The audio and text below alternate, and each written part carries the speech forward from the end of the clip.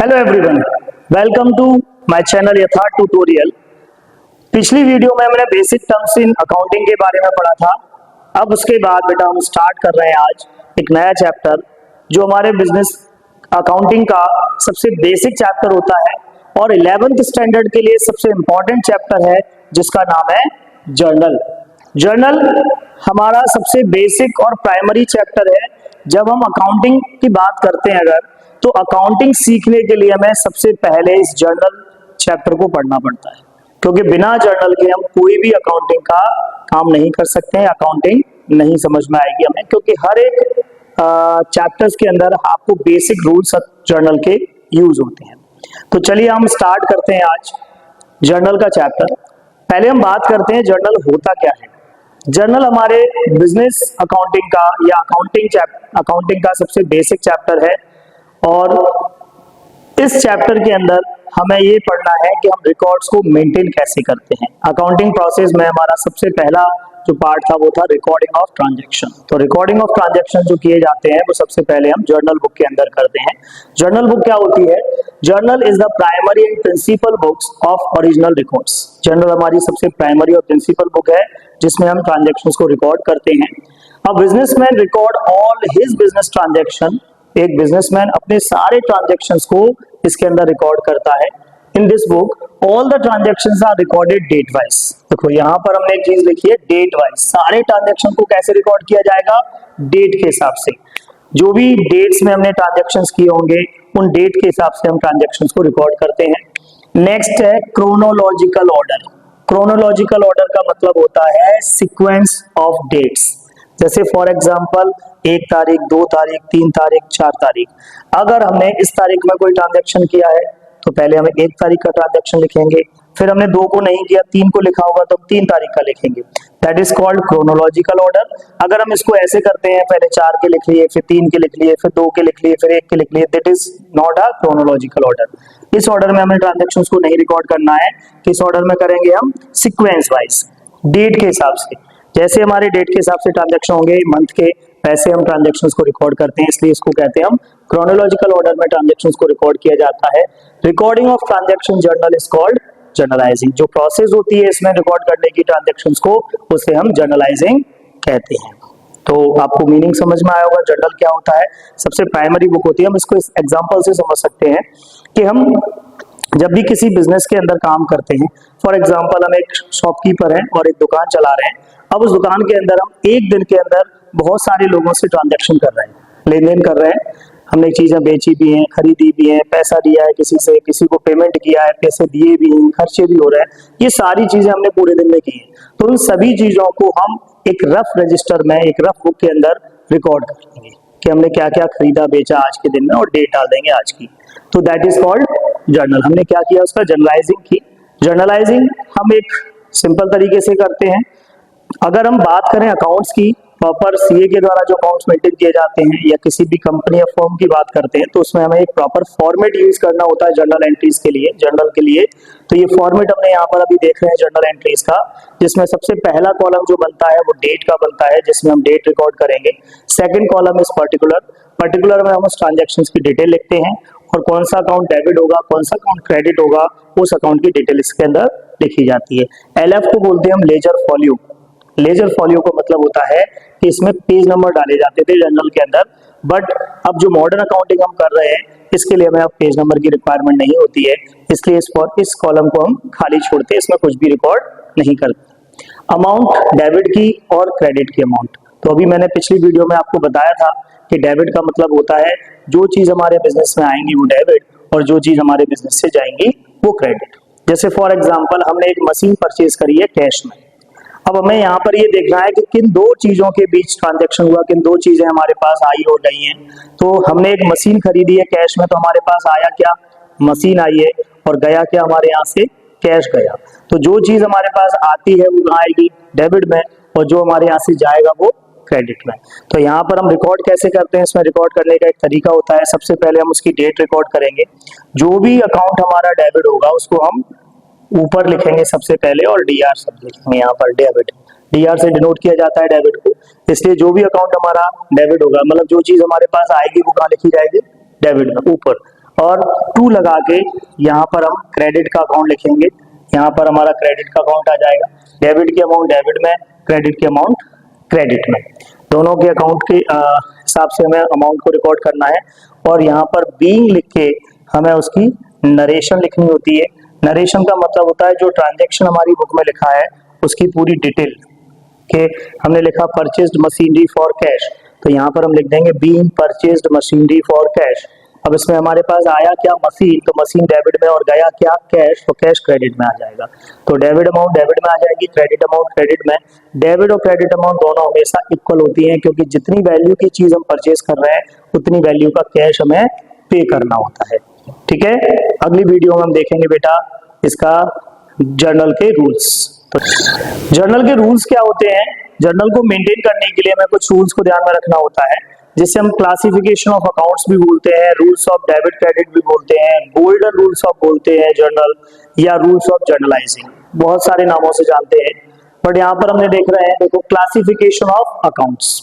Basically business के अंदर जितने भी तरह के ट्रांजैक्शंस होते हैं उनको 3 कैटेगरीज में बांटा गया है। वो 3 कौन सी कैटेगरीज होती हैं, ऐसे ट्रांजैक्शन जो किसी पर्सन से रिलेटेड है, जिसमें हम किसी गुड्स पर्सन को गुड्स बेच रहे हैं, किसी पर्सन से गुड्स खरीद रहे हैं, मतलब किसी व्यक्ति से जब हम ट्रांजैक्शन कर रहे हैं, तो ऐसे सारे ट्रांजैक्शंस हमारे पर्सनल अकाउंट के अंदर आएंगे। ऐसे ट्रांजैक्शन जिसमें हम किसी भी एसेट्स का लेन देन कर रहे हैं, cash, machine, building, furniture, goods, अगर वो खरीद और बेच रहे हैं तो ऐसे ट्रांजैक्शंस को हम रियल अकाउंट के अंदर लेते हैं।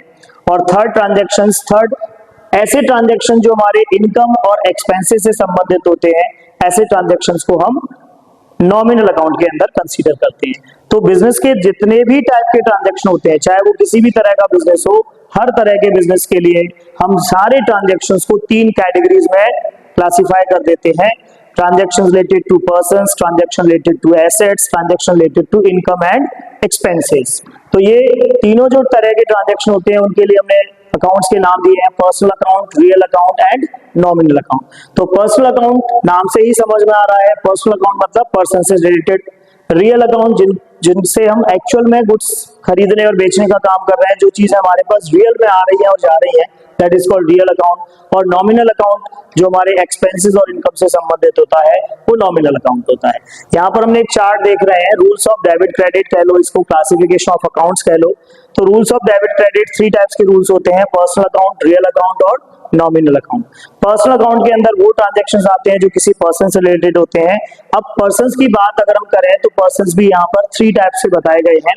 पर्सनल अकाउंट को 3 कैटेगरीज में क्लासिफाई किया गया है। First is natural personal account.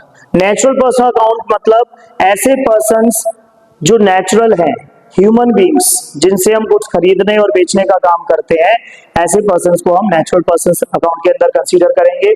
Artificial personal account वो पर्संस होते हैं जो किसी फर्म, बिजनेस, कंपनी, इंस्टीट्यूशन के नाम से ट्रांजैक्शन किए जाते हैं, जिनको क्रिएट किया जाता है किसी पर्सन के द्वारा।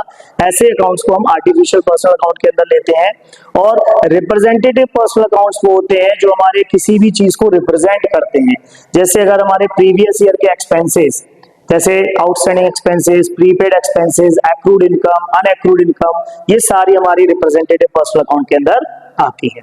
सेकेंड अकाउंट है हमारा real account. Real account is related to assets and property of the business, जिसमें हम एक्चुअल में चीजों को खरीदने और बेचने का काम कर रहे हैं। रियल अकाउंट में हमारी सारी एसेट्स आती हैं, जिसमें हमारी 2 तरह की एसेट्स होती हैं टेंजिबल एसेट्स और एक इंटेंजिबल एसेट्स। तो उनको हमने क्लासिफाई किया यहाँ पर, टेंजिबल रियल अकाउंट और intangible real account. Cash, machine, building, furniture, computer, typewriters, plant, ये सारी चीजें, गुड्स, ये सब हमारी टेंजिबल रियल अकाउंट के अंदर आएंगी। जो हमारे रियल में जिन्हें हम देख रहे हैं, छू रहे हैं, देख सकते हैं, ऐसी सारी एसेट्स रियल अकाउंट। तो इन चीजों से अगर रिलेटेड ट्रांजैक्शन है तो वो हमारे रियल टेंजिबल अकाउंट। और इंटेंजिबल रियल अकाउंट के अंदर आती है हमारी ऐसी एसेट जिनको हम ना छू सकते हैं, देख सकते हैं, फिर भी वो एसेट्स कंसीडर होती हैं। जैसे गुडविल हो गया, पेटेंट्स हो गया, ट्रेडमार्क हो गया, है ना, कॉपीराइट्स, ये सारी चीजें हमारी इंटेंजिबल एसेट्स के अंदर आएंगी। तो इंटेंजिबल एसेट्स, गुडविल खरीदने का काम किया हो हमने, रियल पेटेंट्स परचेज किए हो, सोल्ड किए हो, ट्रेडमार्क्स, कॉपीराइट्स, इनसे रिलेटेड अगर कोई ट्रांजैक्शन है तो इंटेंजिबल अकाउंट्स के अंदर आएगा। और थर्ड इज नॉमिनल अकाउंट। तो मैंने आपको भी बताया था, नॉमिनल अकाउंट वो अकाउंट होते हैं जिनमें हम इनकम और एक्सपेंसेस से संबंधित ट्रांजैक्शंस रिकॉर्ड करते हैं। जैसे हमारा salary, rent, commission, discount, wages, है ना, ये सारे जो अकाउंट्स आएंगे, हमने किसी को सैलरी दी हो, किसी को रेंट पे किया हो, कमीशन दिया हो, डिस्काउंट दिया हो, वो सब एक्सपेंसेस के अंदर आते हैं। इनकम अगर हमें हो रही है बिजनेस के अंदर, इनकम में हमारी चीजें आती है जैसे रेंट मिला हो, rent receive, discount receive, commission receive, interest receive, वो सब हमारे इनकम के अंदर आएंगे। तो हमने बेसिकली यहाँ पर जर्नल के 3 रूल्स के बारे में पढ़ा है, पर्सनल अकाउंट, रियल अकाउंट और नॉमिनल अकाउंट। रूल्स अभी यहाँ पर नहीं लिखे हमने, यहाँ पर अभी बेसिक मतलब जोड़ा है हमने कि किस टाइप के अकाउंट्स होते हैं, क्लासिफिकेशन ऑफ अकाउंट्स के बारे में पढ़ा है।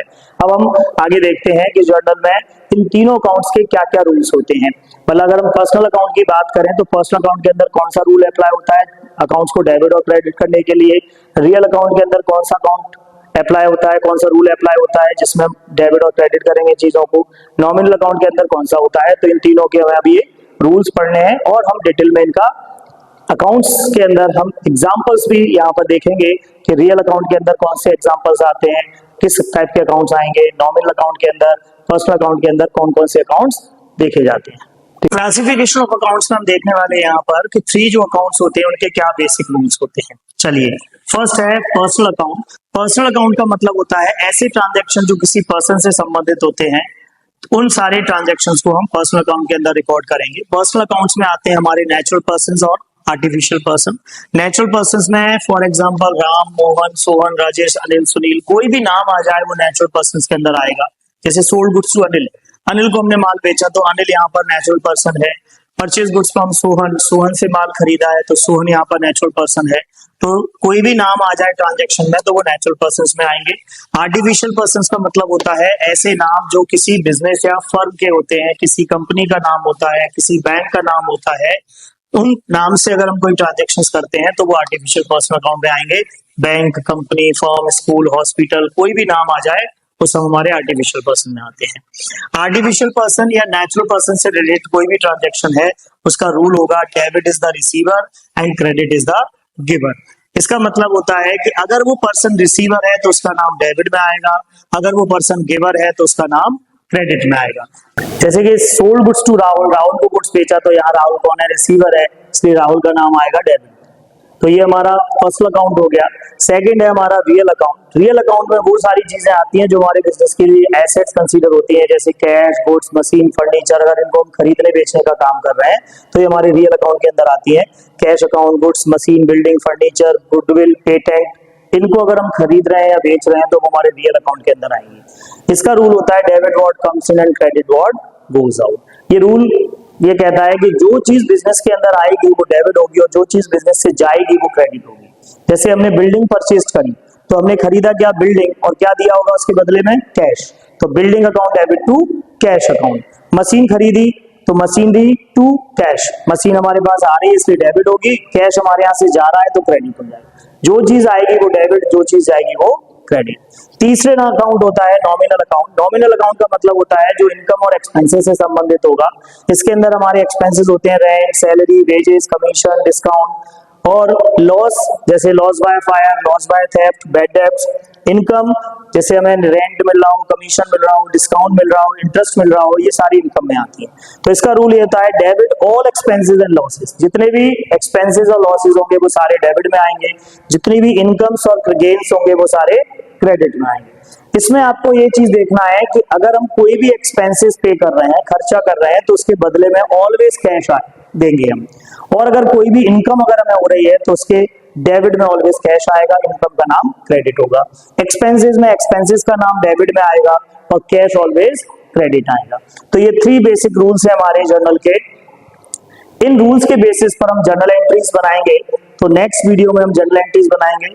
अगर आपको वीडियो अच्छी लगी हो तो लाइक एंड सब्सक्राइब कीजिए। Thank you for watching.